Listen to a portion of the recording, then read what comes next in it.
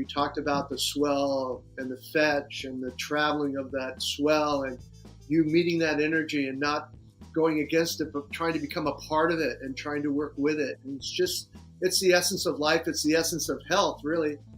Today, I'm very excited to have Dr. Tim Brown on the Surf Strong Elite Show. He's one of the foremost experts and leading innovators in the world of sports medicine, going into his 50th year of working with some of the world's most recognizable athletes. Dr. Brown currently serves as the co-medical director for the World Surf League, a performance expert for both the U.S. Olympic surf team and RedBull high-performance athletes, as well as working alongside Ripcurl and NEUX to create cutting-edge technologies. We talk about being the original medical director of the first professional Beach Volleyball Association, the AVP, in the early 80s, and how that experience combined with his own time as a college football, pro beach volleyball, and surf athlete was the start of a lifelong pursuit to change the recurring injury, rehab, recovery, and re-injury cycle he was seeing over and over again amongst the athletes. Dr. Brown revolutionized the world of sports taping and soft tissue treatment with his innovative specific proprioceptive response technique. You may know it from the 2008 Beijing Olympics when professional beach volleyball player Carrie Walsh brought SPRT to the world stage when she won a gold medal with Misty May trainer wearing a version of SPRT for an injured shoulder. We discuss his 5 progression pillars of fitness, how what you eat, think, do is what you become, and the next event of his Surf Movement Masterclass series. He is a personal mentor of mine, and I am really honored to have him on the show and for all the work that he does to support both athletes and the people that work with him. It's just a tremendous honor to have him here. Welcome to the Surf Strong Elite Show, Conversations for a Healthy Community. I'm your host, Greg Finch. If you have questions or comments or topics that you'd like us to cover, I'd love to hear from you. Makes the conversation that much more dynamic, relevant to the audience, and that makes the show that much better. You can reach us on almost all social media platforms at SurfStrongFit, or go direct to our website, surfstrongfit.com/podcast. All current and past episodes of the Surf Strong Elite Show are there, and you can contact us directly. Thanks for joining us. Here's our conversation with Dr. Tim Brown. Hey, Tim, I really want to thank you for being part of the Surf Strong Elite Show and taking your time to share your expertise. It's really great to have you here. Oh, it's my pleasure. So we could fill a whole episode with this question, but I'm going to ask it anyway. Let me know what surfing means to you and how it's influenced your life's path. Yeah, well, I think, you just look around my little office space here. Surfing is a big part of me, and I like to think I'm a part of surfing as well, giving back to something that's given me so much. So surfing is just this exchange of energy that's like nothing else I've ever run into in life. The ocean is full of energy. It's full of mana. It's full of nature, lessons every time you go out. So surfing to me is the great mystery in life. It's one of those things you never get wired. It always keeps you humble.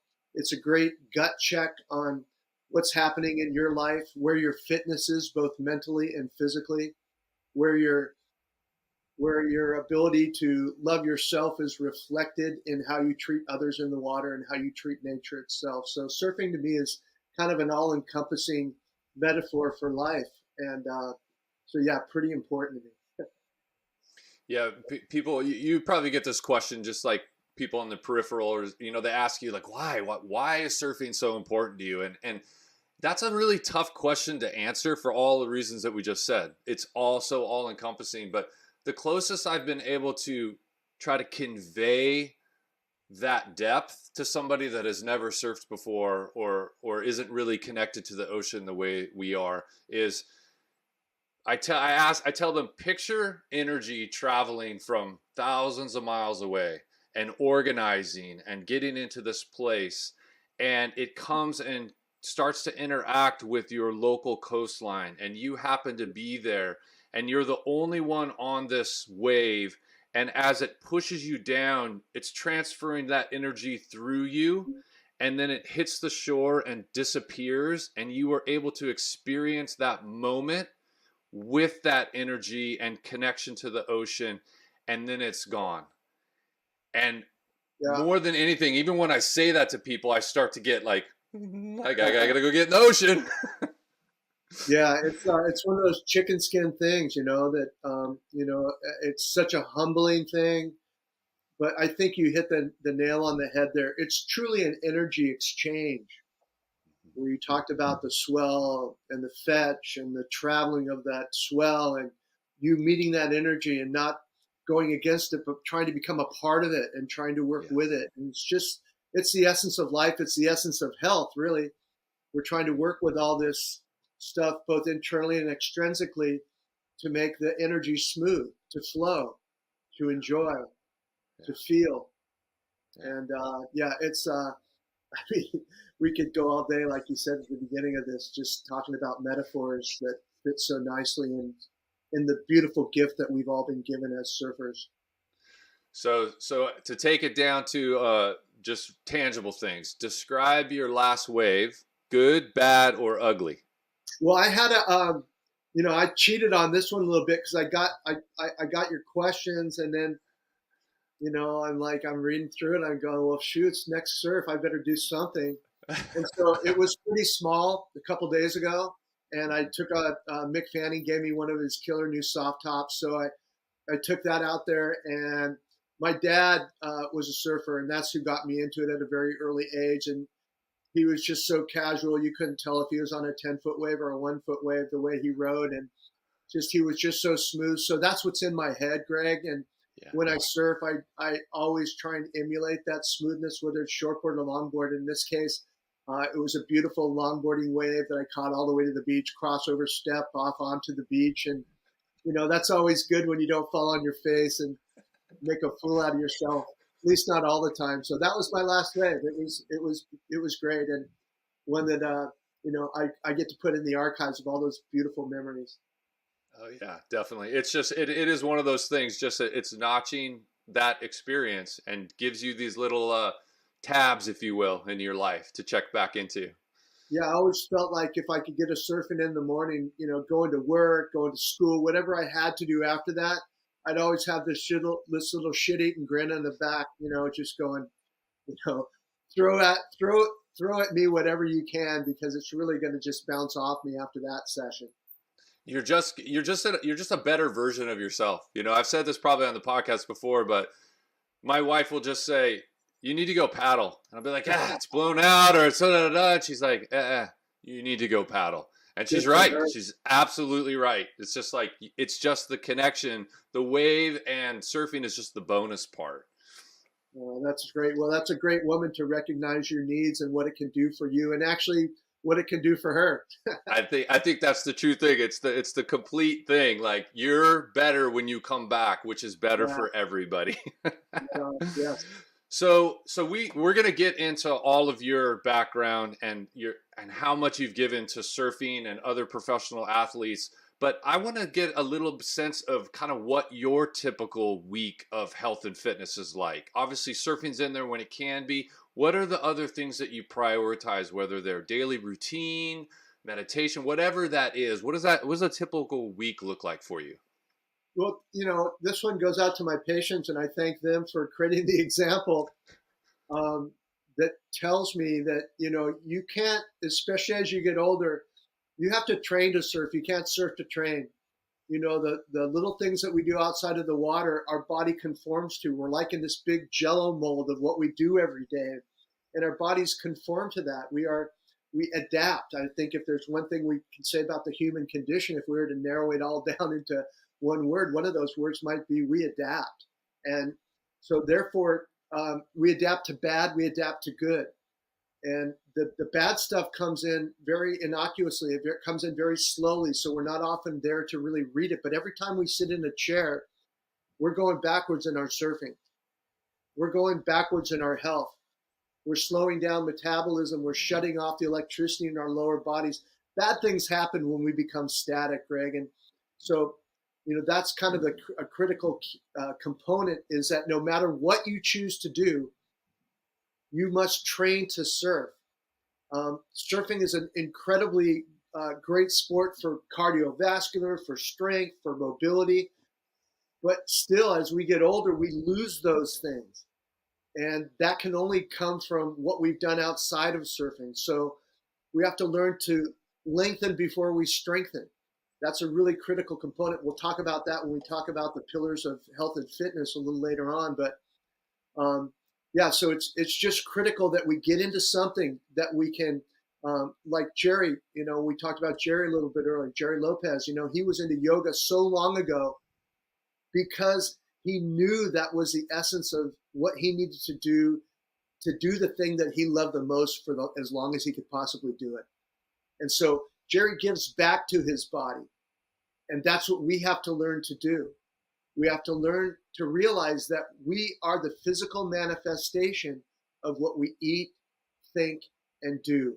And there's no way around that. Genetics play a part in it, but environment can even play a bigger part than genetics. So if you're in a crummy genetic box and you're, you may be really tight genetically, you can still do things based upon your genetics to help you improve all the time if you provide the environment for it.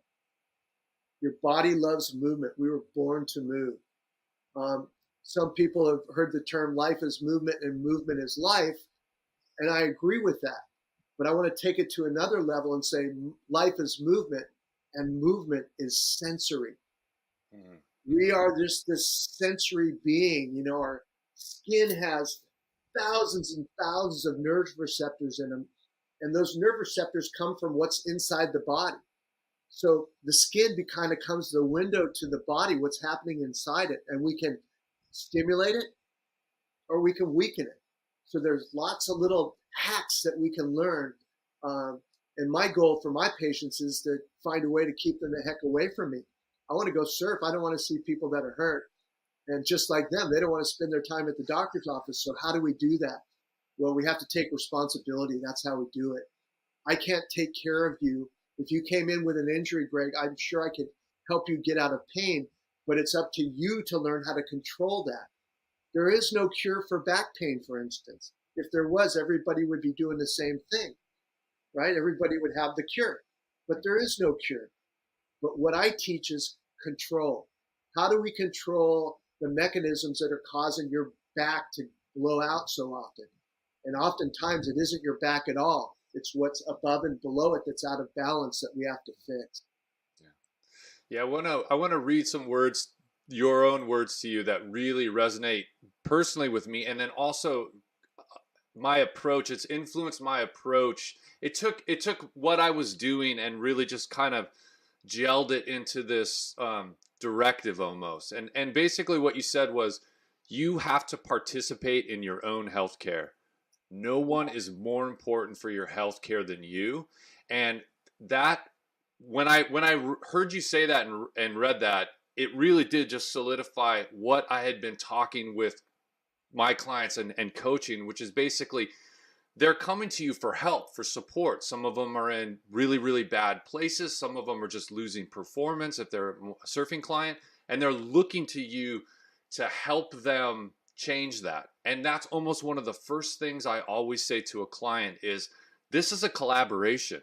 I come with my background and my experience and what I've learned, and I'm going to help you bring your experience, good, bad, and indifferent, together, because I can't change the things that you're doing. We can only put a plan together for you then to implement hour after hour, day after day, week after week. And I'll help steer that. But nobody is more important than you because you're the one experiencing all these things or ignoring the things that you need to pay attention to. So I want to thank you for that. It really, really does just, I come back to it. And then we're going to talk like you just, yeah. It hits you right in the face. And it's the truth. You either are going to or you're not. It's the old, hideous Yoda deal, right? Do or do not. There's no in between. And so one of the first things I teach my patients is to get rid of the word try. Mm-hmm. Because if you're using the word try, and the sports psychologist told me, he goes, your patients tell you they try and do their exercises all the time, right? I go, yeah, that's like the most common thing that I hear. And I pat him on the back and say, well, that's nice. And he goes, well, that's bullshit because it's not true. When we say try, it goes to a certain part of our brain that allows us to shelve it. But he said, if you get them to say, I will do my best to, it's a game changer, Greg. It goes to the forefront of your brain. And then if you grew up in a guilty, family, where they taught you how to feel guilt, boy, it goes right there, right in your front of your kisser there. And it really helps you to accomplish those things that oftentimes, we could do, but we just don't. So either if they're trying, I got to tell them, man, we're not doing well together. Yeah. We're not going to have success. We're not going to have the outcome that I hope for you, which is to hand it all off to you and allow you to continue with your treatment, learn about yourself, learn about to hydrate, how to sleep, how to do all these things that you think I'm going to do for you, but I can't. Yeah. They're just like they're words, and words have power for sure. But if the action is not implemented, and what you were saying about that, it really does, it inverts it. It's almost like they have to then say that to themselves because, like you said, try is a place that they can put on a shelf, but doing my best is internal. Okay. Yeah. That is my own self-image. Am I actually going to do my best? It doesn't really matter what they think about it. What do I think about it? It's true. And there's 24 hours in a day. When I see somebody, my average treatment's an hour, and it's hands-on, and it's intensive, and we get wonderful results, Greg. I shoot for 50 to 80% improvement of whatever they came in with that day relative to, their symptoms before they came in. So I have high expectations. And so I'm going to do my work. But I know if they've done their work or not. Yeah. If I find an area where they need to become more mobile in, for instance, and I say, okay, we've got great mobility. Look at you where you were before we started, where you are right now. Here's what I need you to do. You do these 3 things when you're at home, and I need you to do little bits often. I don't want you to sit down and try and do an hour a day in an hour. I want it to become part of your lifestyle. So we want to implement little kisses every once in a while where you're giving back to your body like that. So that's kind of what I do anyways, in that sense. Yeah.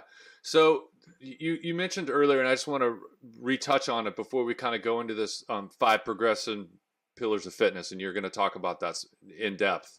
And as you mentioned earlier, your unique approach to health and fitness is kind of about the history, right? So it's what do you eat? Correct me if I'm wrong. What you eat, think, and do is what you become. Yeah, absolutely. Yeah.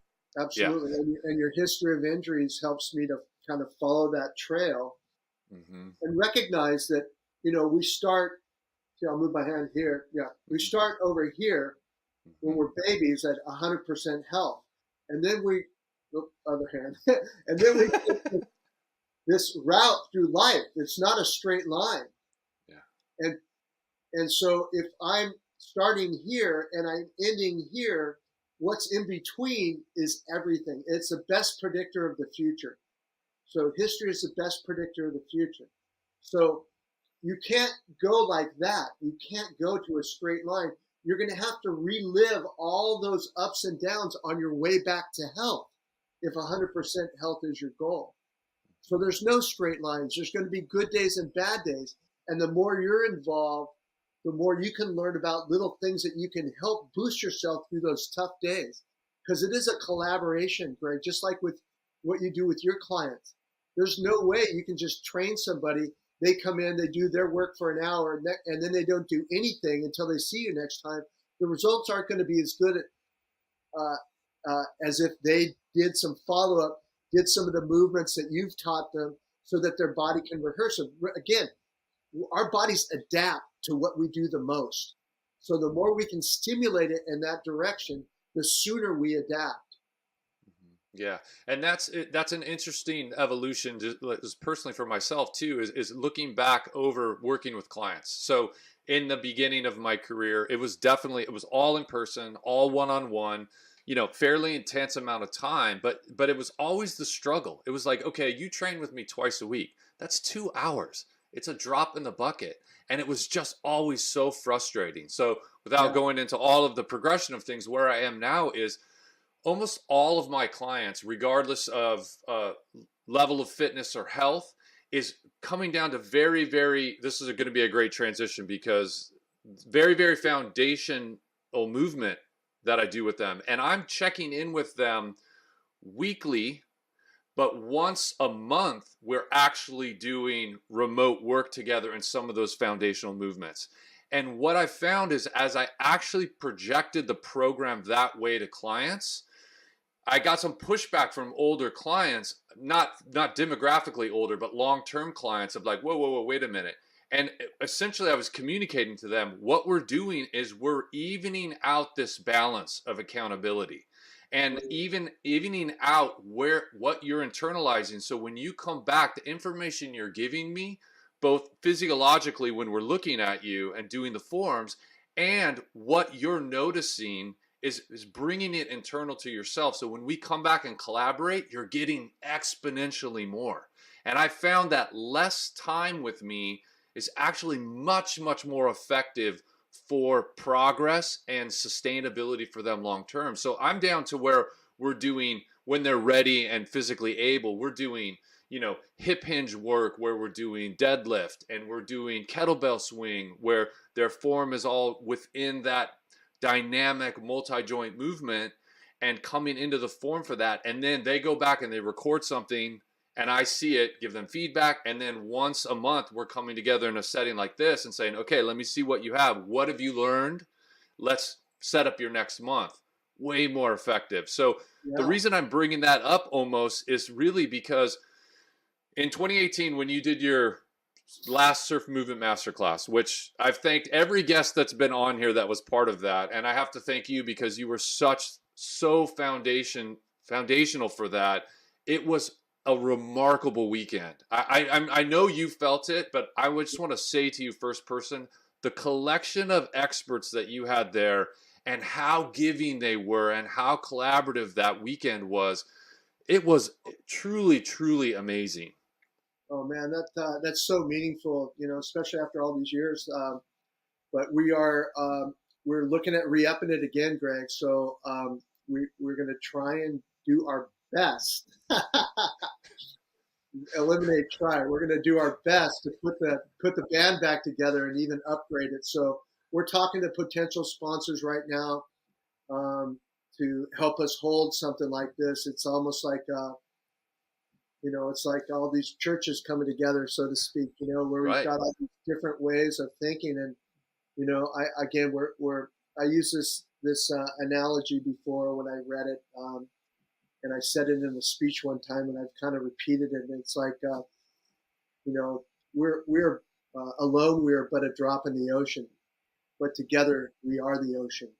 And that's kind of was the theme of putting all these people together and all these different specialists together, from sports psychology to orthopedic surgery to acupuncture to foundation training, yoga, breath work, all those things that we need, hydration, all those things that we need in its most basic form to help us live the life that we want to live or help the people that we want to help. Mm-hmm.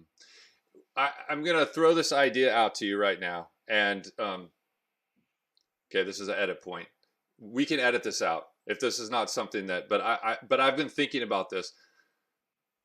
So in 2018, after we went to that surf movement masterclass, there was so much information to take in, and I was just taking notes after notes after notes, and I was reviewing back over those notes, and getting people together in a physical space is, it's amazing that you did it. I look at that list of people and how they were all able to clear a single weekend in all the things that they do is truly amazing. And so one more thing is probably, that much more difficult, but even doing it remote in like a setting like this, an ability to have the attendees and then maybe even something bigger, where other people were, but definitely for the attendees of like, submit your questions that came from these really profound presentations that you had, and then the Mm, ability to have those experts come together in a setting like this and just do a quick Q&A of solidifying some of that information, just to kind of circle that back around. So that's yeah. just an idea. It is a collaborative effort. We all have to come together.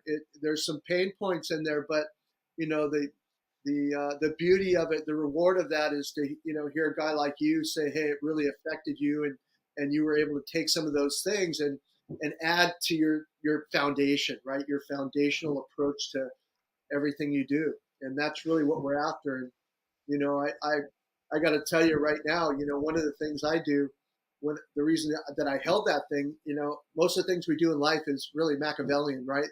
What's in it for me? And I am I have a problem with knowledge. I can't get enough of it, and I don't care what the truth is, as my good friend says. I just want to know what it is. And so to be able to do that, you have to humble yourself, and you also have to bring others in around you, whether they believe in what you believe in or not. I think it's important to keep the mind fresh, the mind sharp, and also on point and understanding, why are you doing this, Yeah. right? And that was why I believe that the Surf Movement Masterclass went off so well.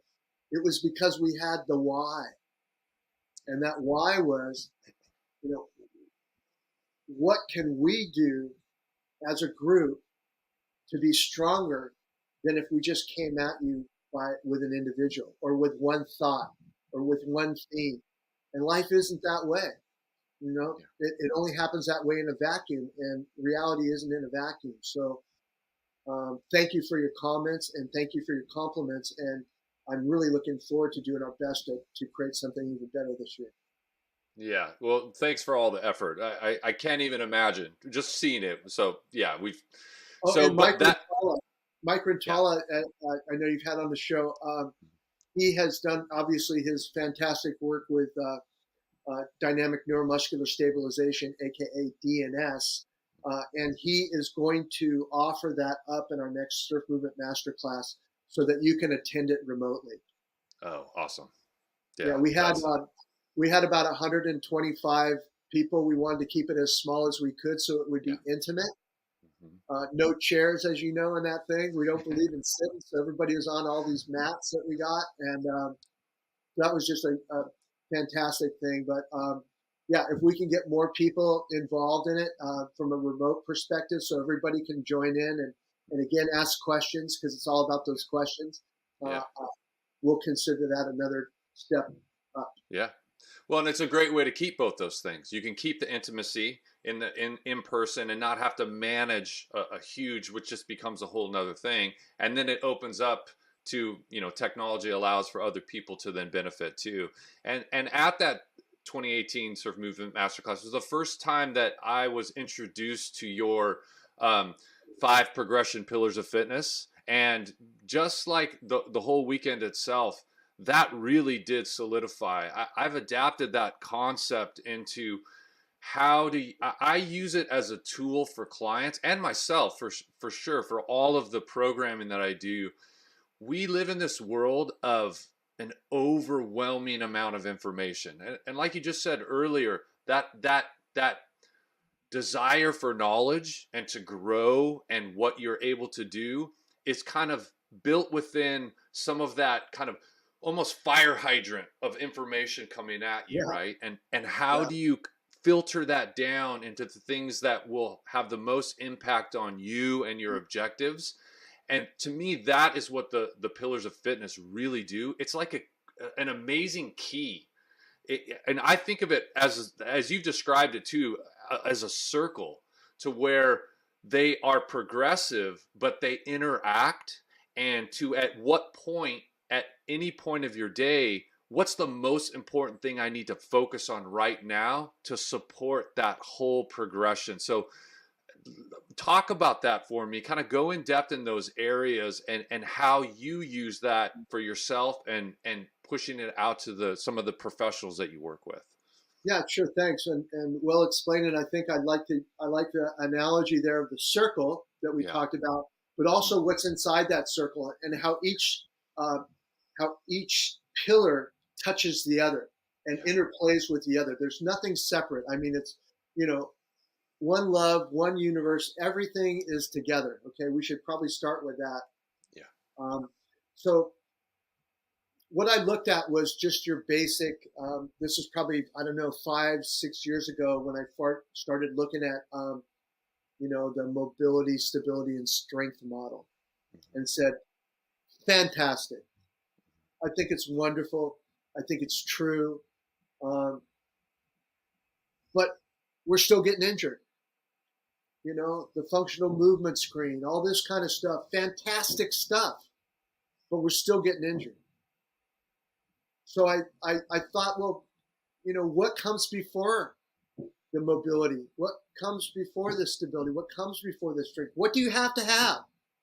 What do I try and do with my patients? What do I try and do with the best athlete in the world that's sitting in front of me? What can I do to make them better? And it comes down to even more fundamental things in mobility, stability, and strength. Because I found that if your body isn't aligned, you're never gonna get breath. You're never gonna get mobility. You're never gonna get stability. You're never gonna get strength. So posture, full body posture, both statically and dynamically, is critical. And how many of our patients/athletes understand that? Well, we all know posture. We've all heard stand tall. Well, does that just mean stick your chest out? No, it doesn't. There's a lot that goes into posture. So having each client or patient understand that and be able to talk to you intelligently about what posture is and how important it is a keystone to the next stage of fitness. And that next stage for me is breath. Diaphragmatic breath. It can make you or break you. Think of a boxer. And if their breath is out of cadence and they get punched, it doesn't take much to put you on your ass. But if your breath's right, you're solid as a rock. And so taking breath and understanding there's 100 different types of breath work you can do. Understanding that each of us breathe more than 23,000 times every day. When was the last lesson you had on breath? I mean, it happens almost more than our heartbeat. And we have no idea about it. We just take it for granted. We just breathe through this incubator that we call a mouth, breathe in all this bacteria, and bypass the nose, not knowing that inside our sinuses there's gases that are stored there called nitric oxide. And when you breathe through your nose, that gas mixes with the air and creates vasodilation down in the lower bronchi of the lungs, allows you to take in 15% more oxygen, getting into your blood, into your systems, into your muscles. Do you think as an athlete that's important? Oh my gosh, it's critical. It's a difference. So describe vasodilation, just for those that aren't familiar with it. That process. It opens the alveoli in the lungs, and those are where your oxygen comes in, and your lungs are able to absorb it, and then that's mixed into the blood. So it dilates them, it opens them more. Think about breathing through your mouth as trying to breathe through a straw, and then think about breathing through your nose, and just think about this oxygen tank just taking in. You can take in as much oxygen as you want. And for listeners for listeners right now, do that as we're continuing to talk. Just cycle between those two to physically feel that. Do your normal default. Unfortunately, most of us are normal defaulting to mouth breathing now. So just breathe normally through that, and then take 3, 4, or 5 breaths that are all deep through your nose, and feel it connect to those lower lobes of your lungs. You will see a distinct difference between the two. Yeah, breath work. I mean, again, we could talk all day about breath work alone. In fact, I wanted to mention there's a guy named Brian McKenzie that I'd love to see you have on your show. That would be amazing. The Art of Breath. You can look up some amazing articles. He's worked with Stanford Medical School, gone on dives in Baja California into where the white sharks are, with their brains hooked up to electrodes and measuring stress response, mouth breathing relative to nose breathing. It's pretty wild. And what they come up with is just unreal. And he's just got some great information out there for anybody that's interested in being healthier than they are today. Yeah, So and he's a great. I'll put all his links in the show notes and stuff so everybody can go to that. But Brian McKenzie's stuff is really amazing for the breath for sure. But that intersection between the breath and fear and parasympathetic and sympathetic nervous systems, that intersection there is really intriguing. All the work and all Yeah, the information that he's done there. yeah, and just to touch on the parasympathetic piece, that's so our nervous system is modulated automatically. We have a fight or flight, and we have a rest or restore, and we do better when we hang out and rest and restore. That's called the parasympathetic mode, and nose breathing instantly puts your body into that parasympathetic mode. And it does it by when you breathe through the nose and then you let the breath out either through the nose or by touching the top of the roof of your mouth with your tip of your tongue and exhaling like this. That creates a back pressure into the throat. And there's a nerve that comes out of the brain and splits. And it goes down the throat. And it when you put pressure against it, it's called the vagus nerve. It stimulates parasympathetic, this parasympathetic nervous system, and instantly puts you into rest and restore. And I would say a great example is think of any big athletic moment that you might have seen on TV or live. And you've got maybe a tennis player. And what happens before the big serve, right? There's a huge nose breath. Think about it. How many times have you seen that? It's just, and what does that do? Well, when you're in rest and restore, you are in the present. The noise is gone. You're in the moment. That's what we strive for in athletics, right? That's what we strive for when we're trying to do something that's above and beyond our capability. We have to have everything in the moment. We can't be thinking about result or outcome. That's going to happen. You have to let that go. That's also called flow state once you get deeper into it. Something that we always strive for as well as an athlete or as someone who's mentoring athletes is to teach them how to enter that flow state. And that can only happen in when your parasympathetic nervous system is out in front. That's an interesting part. Something that I have really been stressing to all my clients, but most of my clients now are surfers. I'm fortunate enough to be able to work with mostly surfers now. And Awesome. one thing I talk to them a lot about is, okay, after a really great wave or after a blown wave, something that has taken a lot of what you've had as your reserve and your reserve state of your breath and everything and your energy as you're paddling back out, really concentrate into that nose breath, both for recovery and also for just staying into that place. But what's interesting and what you just articulated that I'm going to really start saying to clients too is that moment. This is one of the things that I also convey to non-surfers is when to surf, you have to be present. There's no other way to do it. Because if you're thinking about, oh, I got to finish painting my house or, oh, this problem that I'm having, every time you're going to blow a wave, you're going to fall. You're not going to be there. So those circles have to align. You have to be present. But what's interesting about what you just said was I've always stressed the idea of recovery for the nose breath. As you're paddling back out, you're sitting back up on your board.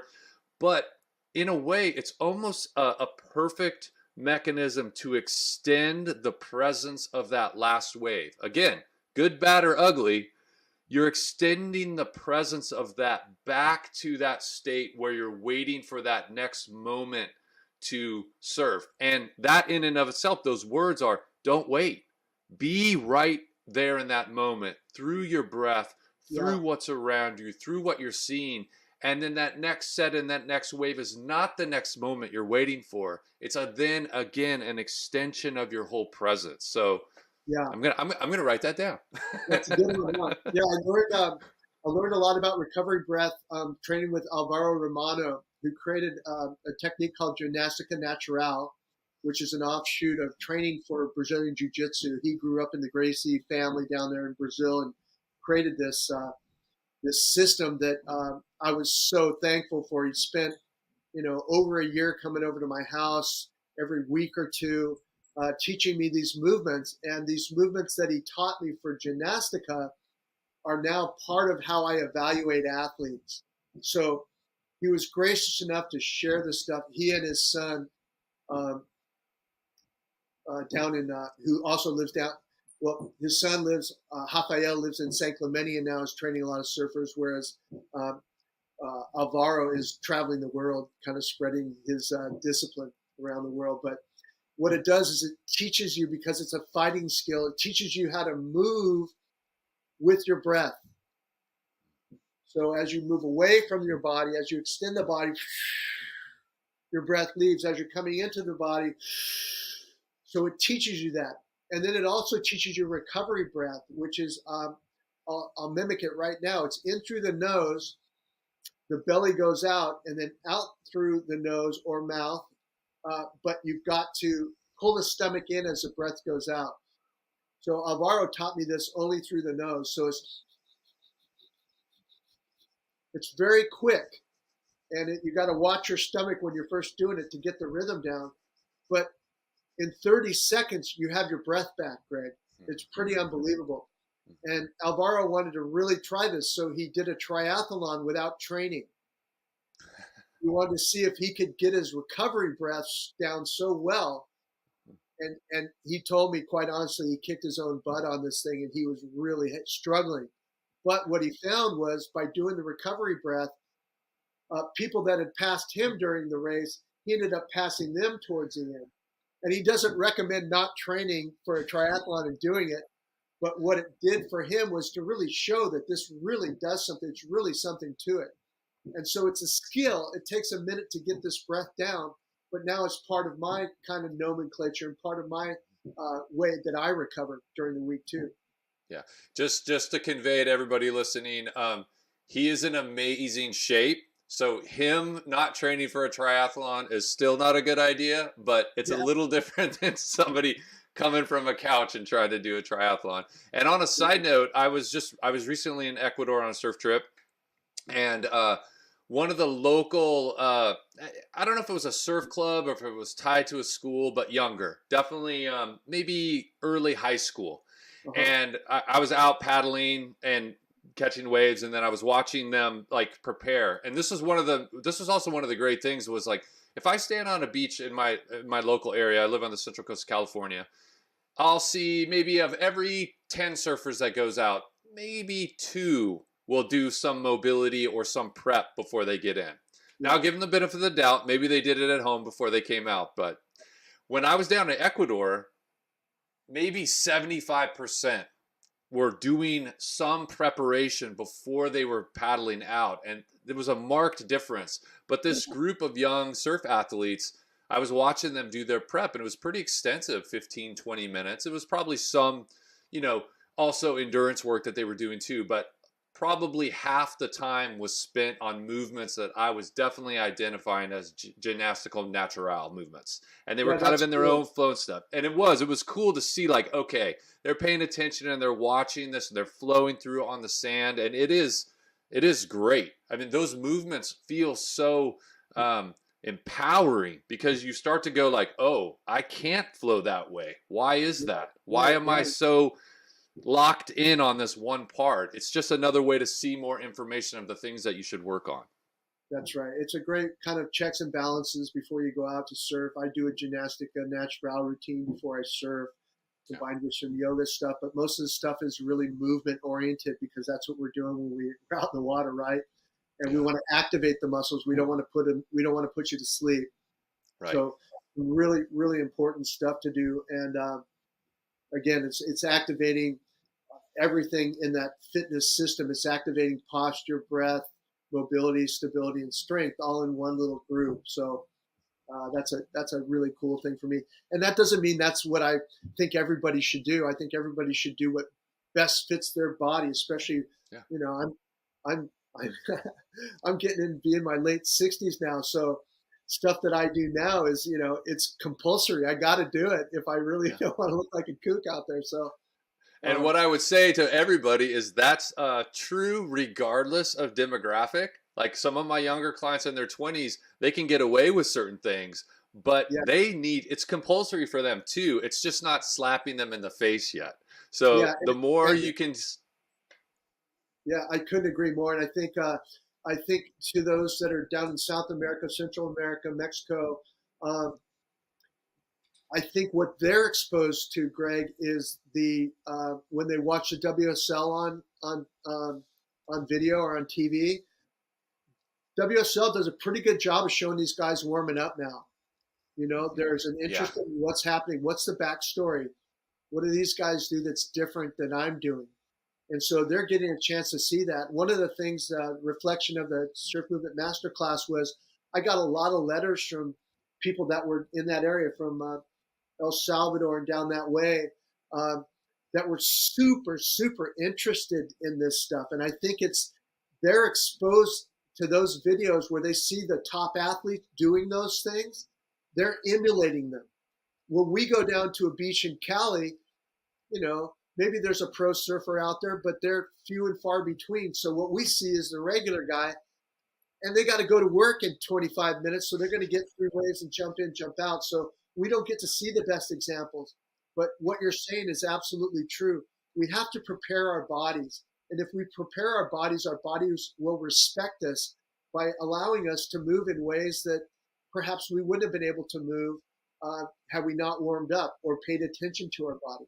And this also is a great way for us to prevent injuries, because now the surfers, when they come in, it's not like when I did this I did this, but hey, when I get in this position when I'm warming up, I feel kind of funky. I don't want this to turn into an injury.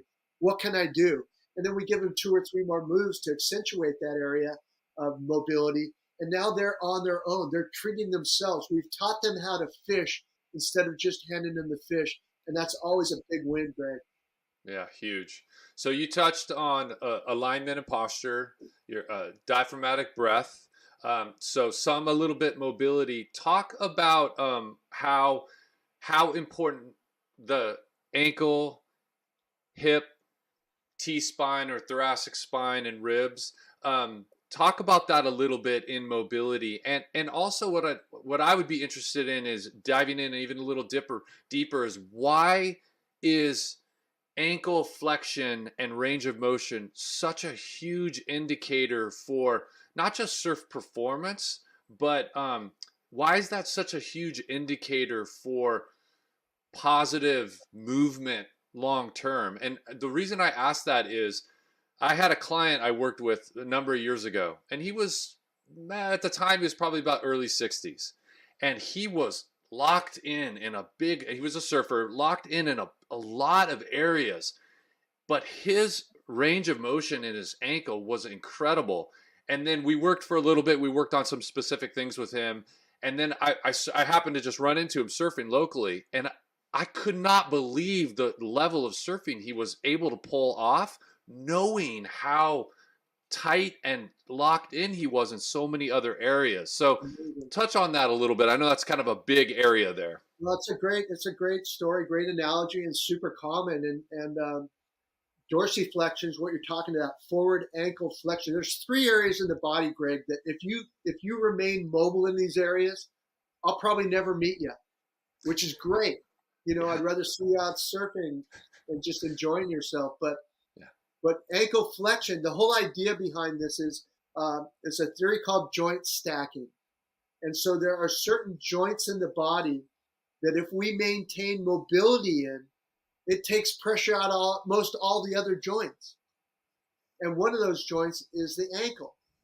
And that forward flexion, aka dorsiflexion, is critical for taking stress off the foot and off the knee.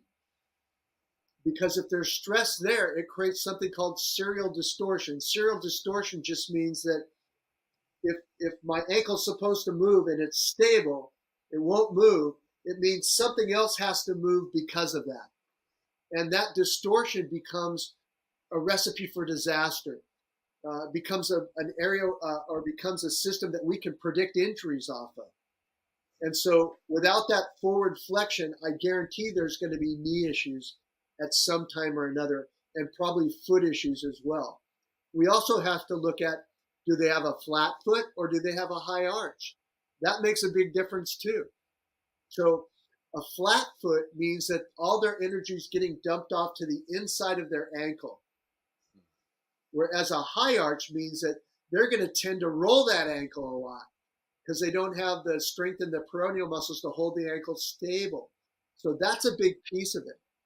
Then to add the dorsiflexion into that component is massive. So dorsiflexion is a huge measurement. Hip flexion or hip mobility is a huge measurement.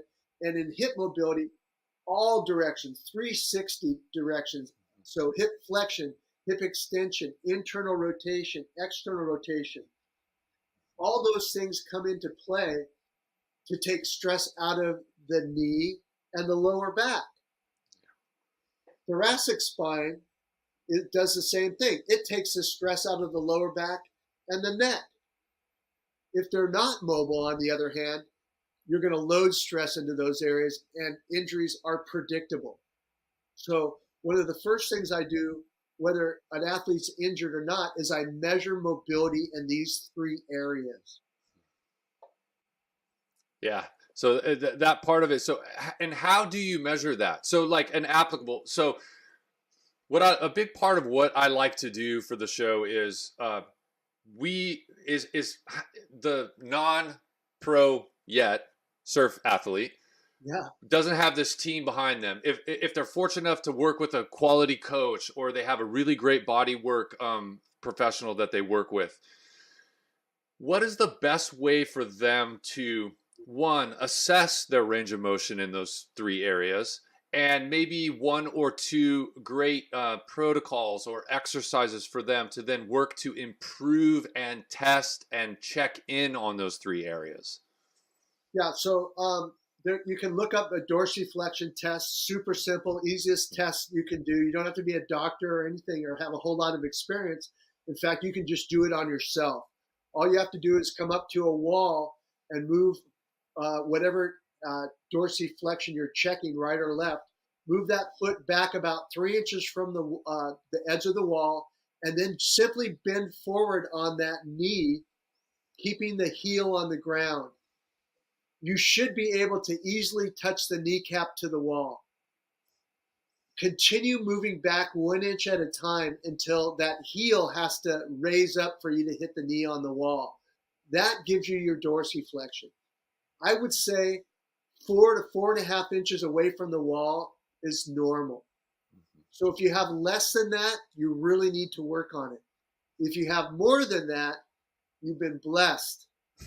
And a great story is I tested over in Australia, maybe, I don't know, 3 or 4 years ago. I was over there and I was working with the Hurley team, and I tested John and Simpo and just, Pupo, all the guys on the Hurley team. We tested all their dorsiflexion, and some had decent dorsiflexion, some had a little bit less than normal, mostly had normal. And so we had, I can't give out the information. I don't think that's cool with HIPAA. So yeah. I will say this though. We had my buddy Garth Tarlow, who's been manager for O'Neill's surf team for, a really long time, decades. And he was there, and he's in his 50s, and he's got a terrible back and disc blown and stiff and always complaining. And he's like, hey man, let me check this out. I want to show you what I can do. So it's like, dude, this is for professionals. Step to the side. He goes, no, come on, let me try it. So he goes up to the wall and he puts his foot, he starts at about 6 inches, and boom, does it, no problem. And I'm like, okay, this is kind of strange. Move back. And he moves back and he moves back and he moves back. And he got about 8.5 inches away from the wall. I've never seen anything like it. It's almost like he was missing a talus or a bone in his foot that allowed him to do that. But it told me right then and there, Greg, that this is why Garth can still surf vertically, can still hit the lip with the power that he hits it with, and live to do it another day with 3 terribly blown discs in his low back. So it really tells the story that if we have this mobility in certain areas of our body, it really takes pressure off other areas of our body. So I know that was a long analogy to tell you that story, but I think it's really an important area, one that I never heard of as an athlete. Yeah. And now, do you think there's a strong correlation, or in your experience, a strong correlation between that dorsiflexion and its improved range of motion for that and proprioception, or do they tend to correlate in that if your dorsiflexion is solid, it is helping improve or stabilize your proprioception through your feet, or the information you're getting through your feet? Yeah. Well, at first, when you make that gain, your proprioception will be poorer because your body is not used to that. Remember, proprioception is defined as understanding where your body parts are in space without having to look at them, right? Another quick analogy, you sprained your ankle. You've been on crutches 2 weeks. It's your first day off the crutches. I guarantee you 100 out of 100 people, when they put those crutches down and they've been on their feet, for maybe they're 25 years old, okay? So they've been on their feet for a few years. I guarantee you on their first step, their eyes are going down to their foot. They've lost proprioception. They don't know where their body parts are in space. We get 10% of proprioception from our eyes. We get 20% from our inner ear. We get 70% from our skin, muscles, tendons. So when we have an injury, Greg, I use the analogy that we've had a stroke.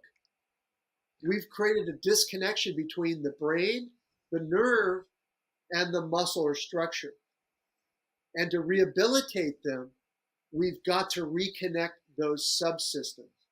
And that's why many rehabilitation programs are subpar, because they don't take the time to connect those subsystems. And the subsystems really equate to that stabilization. When we have a joint that's stable, we call it a dynamic restraint system that's around that joint. And that means the brain and the nerve and the muscles have come together as one unit, not separate units, but they communicate so quickly that you're able to prevent injury, protect your joint, keep it from going beyond its normal physiological range of motion, and save yourself. But if you don't have all these subsystems working together, that nanosecond is all it takes to blow out an ankle, blow out an ACL, whatever it might be. Yeah. And that's perfect. That's that fourth progression in your 5 progression pillars of fitness. So alignment, posture, breath, mobility, stability, and then our last one, strength, which a lot of clients, when they come to me, is they're all focused on that. They're all focused on strength. And I've had to really, I mean, most of my clientele through my career has been not prioritizing strength. That's going to be hard to hear for some people. You're a coach, you're a trainer, and they hear it and they go, "What? That's exactly what you do." And then again, as I got more in depth and learned from you and mentored with some other people, it really did start to show how strength is important. Of course, it's what allows us to do the things that we're doing, but only in regards to, like you've stated, the previous progression of all those things. And I heard you do a great analogy. I don't want to take it from you. I want you to kind of describe it, but you kind of use the Ferrari analogy and a bigger engine, and just talk about that. It's a great way to convey to people how strength can be really counterproductive to either recovery or goal setting, and certainly to performance. Yeah, it's pretty simple. So if you're invited to a racetrack and you got a Ferrari here, but the Ferrari the week before that had an accident, hit the wall, frame's a little tweaked, tires aren't aligned quite as well, etc. So they did the body work on it. It looks just like it did the week before, but something's wrong on the inside. It's not just riding great, but the paint job looks great, right? Looking really good.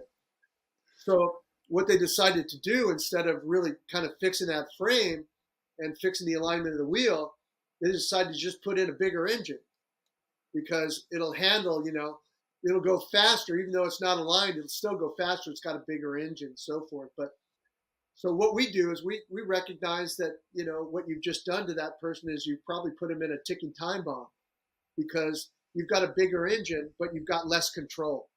And when you have less control and you're going around those corners, man, it's like taking off a chopu and, heading for that down the line like that, man. There's no looking back. You're in it. And if your body's not in control and everything's not there, I don't care how strong you are. you're not going to win. You're going to crash. And that's what happens with the Ferrari because it doesn't have the alignment. Now it goes into a high-speed turn, and you can't handle the strength. And boom, it goes right into the wall, blows up. So you got to be long before you get strong. And you got to be able to coordinate that strength.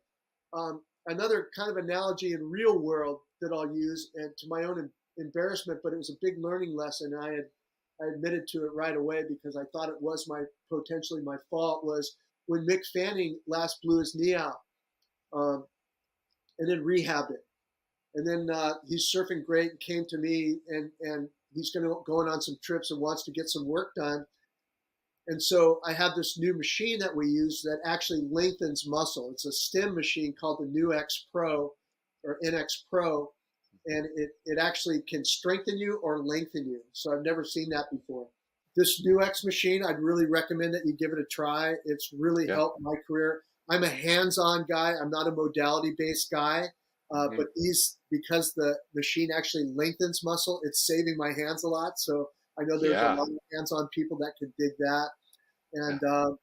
And so I'm using it on Mick, and Mick's making gains like I've never seen before. He had hip issues. He's got a scoliosis in his back, and he's got really tight hips, traditionally for him, chronically for him. And so we use this machine. I use Gymnastica work on him. I did my soft tissue work.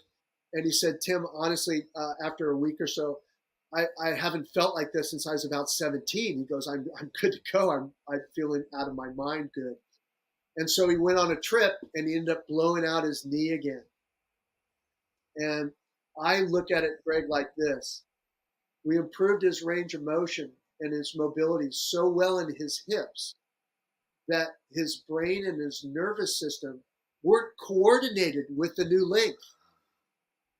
And I think he felt so good that he was doing things that his body wasn't fit enough to do. And by fit, I mean coordinating all those subsystems together. And so his dynamic restraint system failed. And when I heard that he did that, he was in Australia, and I gave him a call and said, Mick, I got to fess up, man. I think I'm partially responsible for this because, if not more, because we didn't take the time to train your body to coordinate with this new wonderful range of motion that we achieved. And I just said, it's a tremendous lesson for me, but I would never want to learn a lesson at your cost. And he just was, as gracious as anyone has ever been. Mick is just a fantastic human. I hope you're able to get him on your show one day so that people can see that Mick is just the most real person that I've met at his level of athleticism. Isn't that wonderful? I mean, we love to see performance, and we love to see, especially in something that we have such a passion for, to see this ability manifested that, for personally speaking, I know I will never even come close to. But then when you have an interaction with somebody and they just call it humble, call it grounded, whatever you want to call it, there's something that just makes that much more powerful. And it doesn't take anything away from somebody that isn't like that. The performance is amazing, but there's something, I think it resonates with every surfer. It's like, yeah. I mean, he's present. It's so hard, and he's got so many things going on. And I spent many, many years working with Kelly and so forth. And of course, he's got a trillion things going on. If you just looked at, Kelly showed me one day, all the text messages, all the emails he gets in a day. Oh my God. It's just, I couldn't even imagine.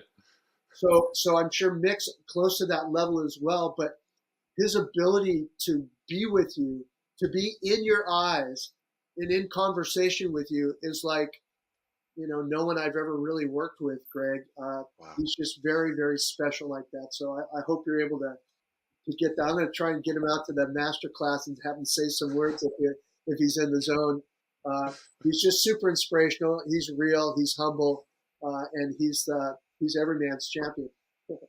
What if looking back on that? So we all are learning, and we're learning from experience. Sometimes bad experience. Looking back on that, what would you do the next time a scenario like that comes into, regardless of it being Mick Fanning level or not? Yeah. But them improving in this state of having this range of motion improvement, what would your steps be to then take that ability now and put it on the stack of stability, then strength, to be able to utilize that without it going outside of that healthy range of motion, if you will? Yeah, a good question. And you just progress him just like you would if he was injured. You just progress him through. You don't skip the nuts and bolts that you would put somebody through that's trying to, improve mobility or trying to improve stability or trying to improve strength. You want to hit him with all those things to make sure that we didn't miss something. Take him through some FMS stuff. Make sure that he's stable when you're in a controlled scenario. Because once they lose that controlled scenario, it's done. It's same thing with John's knee, and how he continually blows them out. A lot of surfers surf with knock knees. Yeah. And John's not a little kid, especially anymore. He's, 6'2" and coming up on 200 pounds and strong. And if you look at the physics that are involved in a 135-pound guy hitting the lip versus a big guy like that hitting the lip, and he hits it hard, as you know, the physics are just mind-blowing. So what we're working on with John, and he's got kind of a flat foot too, so we're working on building up that whole inside of from his arch all the way up through that medial side of his leg. So now instead of him, when he stands, instead of him falling off to the inside of his ankle, now he's more on an even plane, so his foundation is more stable. And that should translate up the kinetic chain. I know I kind of jumped spaces there, but they're kind of all the same. Yeah. Just because you're strong doesn't mean that you're ready to go attack. Or just because you're mobile doesn't mean you're ready to go attack. You've got to go through all 5 of those areas to make sure that they're all connected together. And it almost perfectly circles back around to that idea that we talked of earlier of that collaboration. Doing Yes. those steps to test and retest and get information as both for yourself or myself as the health professional. It's also for them first person. Like, what does that mean to me? Like, I have this new set of tools now. Like, how do I use these tools? Like, oh, okay, that's where that needs to be. And I'm building these other stabilization and awareness so I can keep within that area and continue to progress. So it goes back to perfectly succinct to that collaboration part. It is. And it's a literal collaboration. I work like I'm usually, my goal when I see people is I find out where they're lacking mobility. I work on their posture. I work on their breath. So I'm kind of in those 3 modes and then a lot of the 4th mode as well, because I coordinate those things together. But when it comes down to now adding a load to it, I usually will hand them off at that point to a physical therapist. I work a lot with Mark Kazuki, as you know, but also Drew Marcos, who owns Motus Physical Therapy in San Clemente and also in Irvine. He's done just a tremendous job with John and Nick and others like that. And some of the gals, Courtney as well, to get them back, because that's his area of specialty. When they're ready for the load, boom, he's the perfect guy to help out in that sense. So we formed this great collaboration. We work together. We're not afraid of each other at all. In fact, we invite each other in all the time to share opinions, because we're both after the same thing. There's plenty of people to treat. It's about making sure that the outcome is exceptional. That's kind of where we come into collaboration, because we really think that we're better together than we are apart. Yeah, definitely.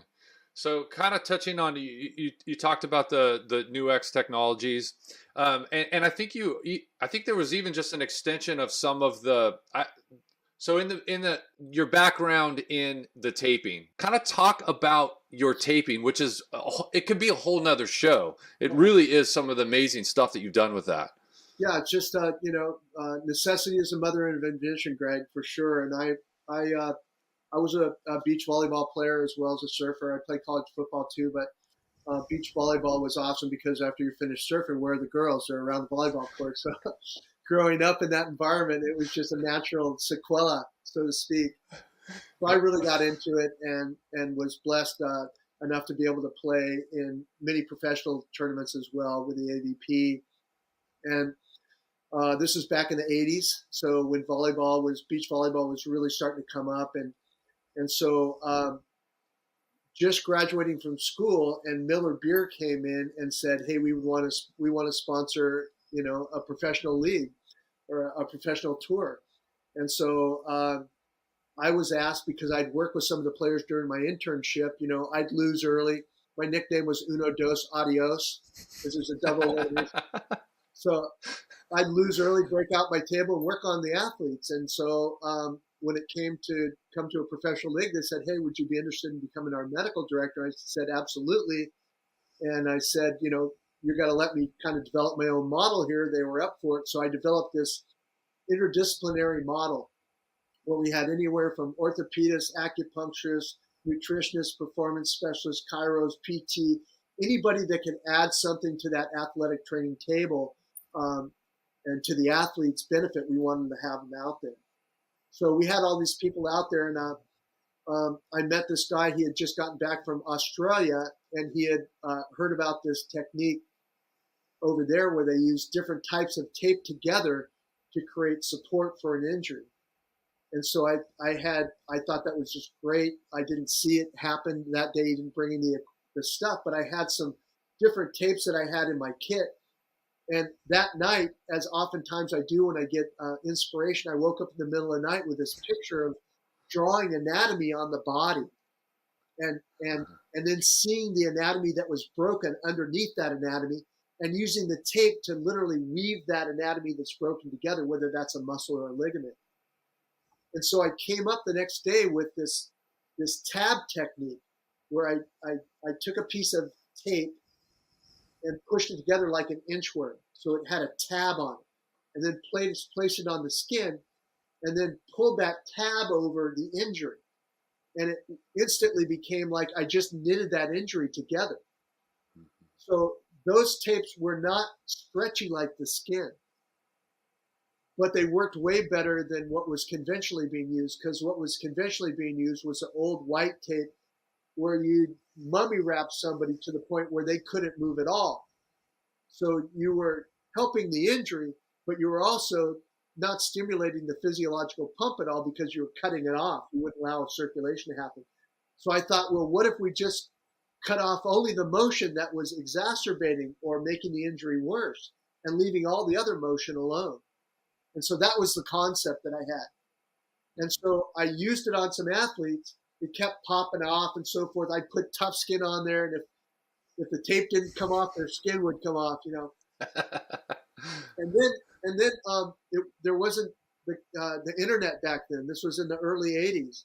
So I had to write different training associations in all the different countries around the world to say, "Hey, what tapes are you using?" And I got this information back from Japan about this guy that was using this tape to help people with lymphedema or bruising. And it was this fantastic, stretchy, thin tape. So I sent to Japan and had some tape sent over, and used that tab taping, and then put the kinesio tape over the top of it. And now all of a sudden I've got a ligament that's dense, that doesn't stretch, but I've got skin over the top of it that does stretch. And now we can take and put on the first joint that I ever used it on was out of necessity again. This guy was trying to play in the finals of an event that was on Mother's Day. In the semis, he dove for a ball and separated his shoulder 3rd degree. So big deformity, couldn't lift his arm up. And if you ever want to take the time to look up an AC taping job from the past, it was taking an ace wrap, wrapping it around your arm, over the shoulder, kind of between the legs, around the neck. Just nothing that was functional. So we did that on him, didn't work. And he goes, "Hey, Browner, I've seen you in the background messing with that tape. Let's try it." And we tried it, and instantly he's able to pick up his arm. What we did was we reduced that lesion, almost acted like those ligaments were back there to hold his shoulder together. He's able to go out and play, and wish his mother happy Mother's Day on NBC and the whole deal. And it was the beginning of what I call specific proprioceptive response taping, or SPRT. Not a marketing guy here. I would have named it something simple. But that kind of became the baseline for everything I've done since then. Not only for taping, but I took the same reasoning behind the taping, which I later learned from Vladimir Yanda, who created upper cross syndrome and lower cross syndrome, what I was actually doing. Because I didn't know. I just knew that they were getting better and the line was getting longer outside the tent. And so what we learned we were doing is that we were stimulating these cutaneous nerves in the skin that were connected via what's called Hilton's law to organs or tissues underneath the skin. So I can take a specific muscle and I can turn the skin and get a specific response to lengthen or strengthen that muscle. And so that's kind of where all the taping started, and how I was able to take the taping later on and create apparel by using the same techniques, but with panels inside the apparel. That's so interesting, because that connection. So the precursor to the masterclass, you and Michael Rintala, Peter Crone was there. Right. A couple, Peter Park was there, I think, too. Yeah. It was a year or two before that. I had just broken my collarbone, and another friend of ours, Heather Miller, was like, "You should come to this. There's some amazing people here. I think you would really benefit." And I said, I had literally just got surgery on it, and I was like, "What's that?" Shout out to Heather. She's an awesome acupuncturist. Oh my gosh, she's amazing, and she's just an amazing person. She gets the props for the first introduction to all. She's really responsible for all of the first 5 interviews I've been able to have on this, because I got to meet you guys. So when I went to that precursor, I was a little nervous. I was like, okay, well, we're going to do some activity. We're going to do this stuff. And you were doing some taping demos, and she said, you should tell them that you had that done. And same thing. I didn't really even know at the time that how bad my AC joint was. It was probably 3rd degree, but I was just getting, get my collarbone with, some titanium, and you taped it. And to feel that first person really is, the experience of that is amazing, to know that you have this here, but the ability to then use it appropriately. Like, I wasn't doing push-ups, I wasn't doing shoulder presses or anything, but I was able to actually start functioning and moving in a way, because it isn't just support. It's telling you, like, okay, you still have this here. It's not getting you past that place where, like, oh, this injury isn't part of the dynamic. It's like, no, I'm just giving you a little bit more and the awareness underneath it. So it really was amazing to experience that first person. Well, that's great. And it speaks to that proprioception that you're talking about too. Your awareness increased, right? And that's really what we're trying to accomplish here, is just making you more aware, because, there are no healers out in the world, right? In my opinion, the body is the healer. We provide the environment for it, and we provide the information that allows that healing to happen, hopefully in a more expeditious way. But, so it's very humbling what we do, right? What you do, what I do, because you can never get cocky at it. There's always a case that you're not going to be able to fix or know about. And so it really keeps me, and that's why it kind of feeds into my knowledge junkie thing, where I have to keep learning. This is my 40th year as a sports chiropractor this year, Greg. And I can tell you, I don't know shit. I mean, there's so much to know in the body of information that's out there. It's constantly humbling me and, sitting me back on my seat and saying, no, buddy, you think you're badass, but you really don't know anything. So, I know a little. And so I'm always happy to share that, but I'm always happy to learn more. And that kind of is a perfect segue into this question for me. So all of these things that you're involved with, you're the co-medical director of the WSL. You work with the U.S. Olympic surfing team. You have NEUX Technologies. You just launched Mirage Active Ultimate Compression with McFanning. How do you decide what you're still seeing patients? How do you decide what to be involved with and what not to be involved with, because I'm sure you're just getting, and thank you by the way for taking an hour of the time right here. I know how valuable it is, so I'm going to say that live in the podcast because you sharing your knowledge. I know you're very humble, but it's important, and to be able to give this opportunity to my listeners to be able to hear it is amazing. So thank you for that. But how do you decide? Like, how do you decide what to do and what not to do? Well, again, I think I touched on in the beginning, life is Machiavellian, right? I mean, we're always doing something that'll further ourselves. That's just the truth. That's just the way it is. And if I can bring other people along with me, that just gives me even a bigger thrill. So, I choose it just based upon how it feeds that fire. How much energy am I going to be able to take and put into this thing and make it meaningful, not only for me, but for the others that are involved in that project. And so most of my projects are projects of passion. If I had a business manager, he'd probably have been slapped me around and locked me in a room a long time ago and said, this is not the way conventionally to do your thing. And so I've never been very good at convention, but I think I'm pretty good at keeping an open mind and taking a scientific approach to as much as my often concussed brain will allow me to these processes. And so, yeah, I don't know. I'm very humbled by your words today, Greg, and the ability to be able to help others is such an honor and such a privilege. And so I don't know. I just want to keep on going, keep contributing, and keep my body mobile enough to keep surfing.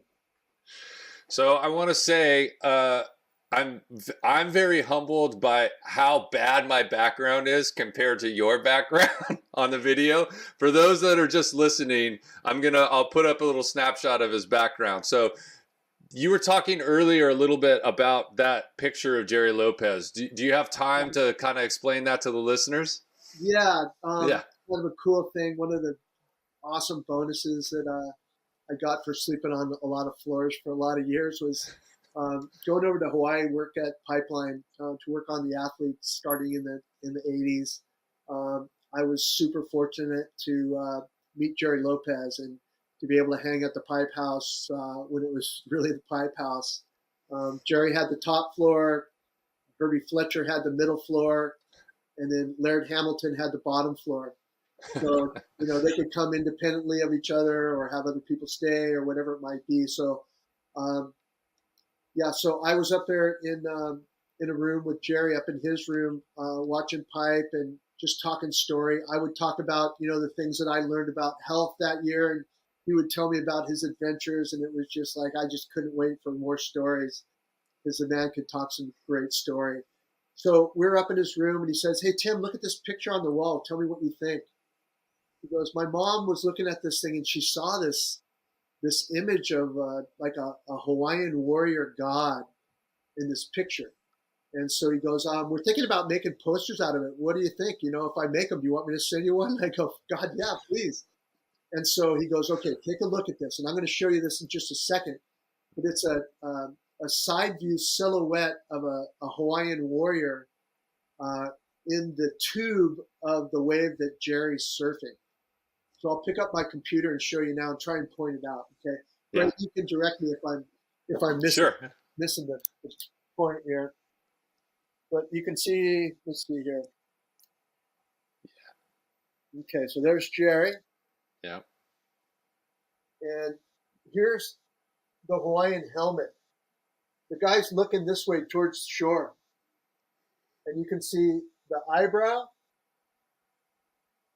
the eyeball, the big Hawaiian nose, the nostril, the upper lip, the lower lip, the beard,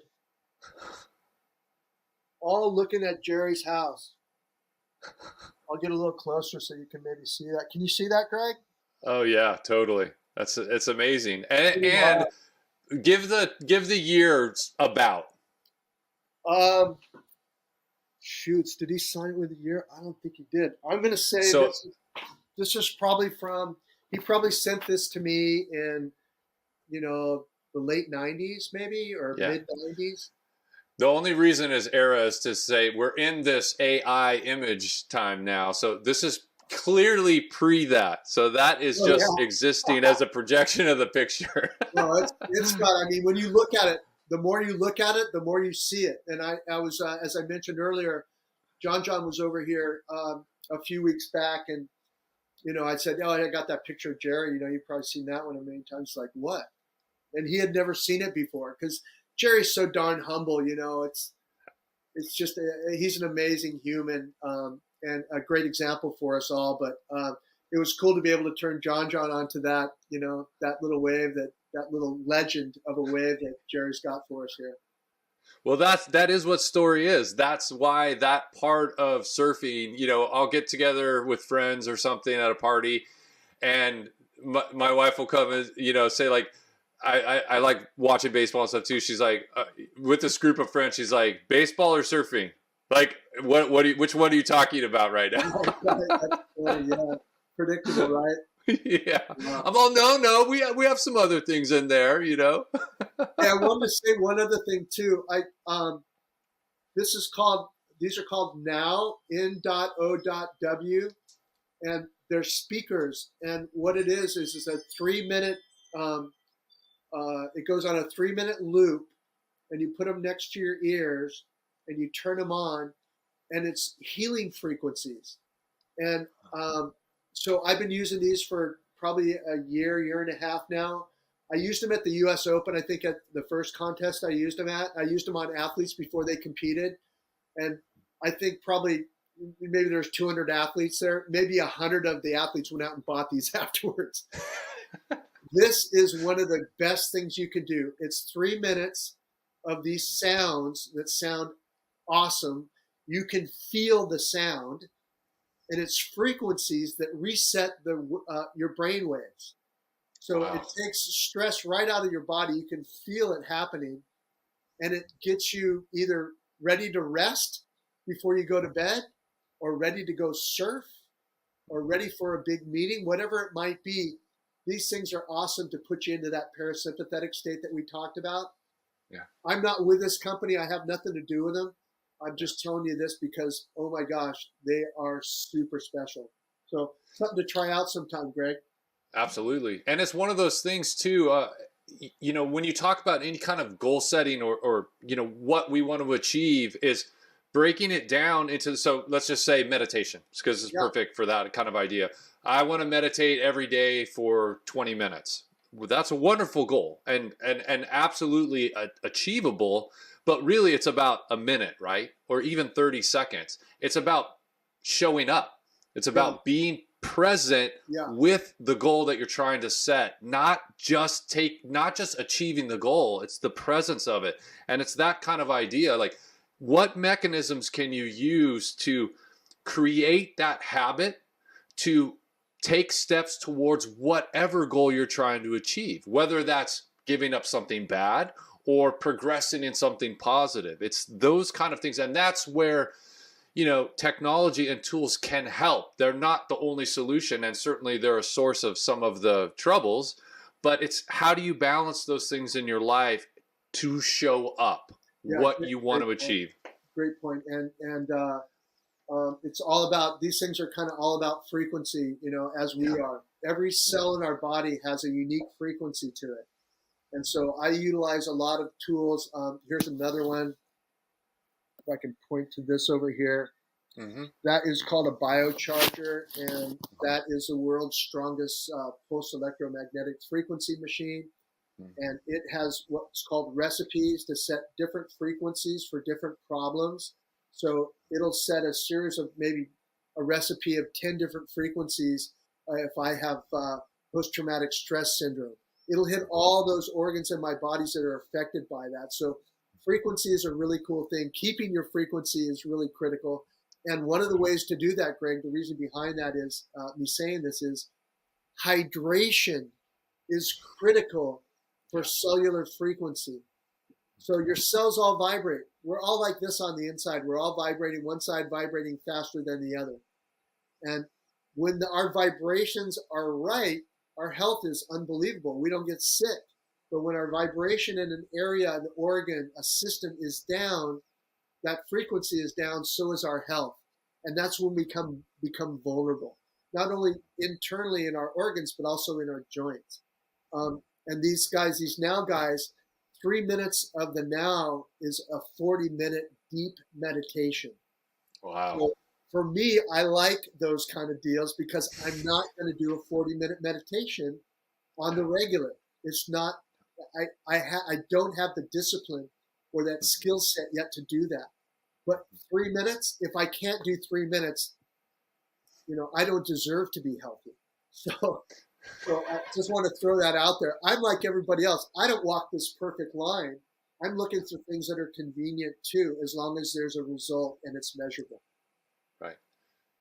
Tim, thank you so much for the time that you spent with us and all of your expertise and all the things that you continue to do to give back to certainly the surfing community, athletes, just communities in general. It's really, I just can't thank you enough for your time. It's been great. And on a personal note, the knowledge that you've given me and what I've been able to do with it and move within my own life and my own profession, you're just a really important mentor to me, and I really appreciate the time and knowledge that you've imparted.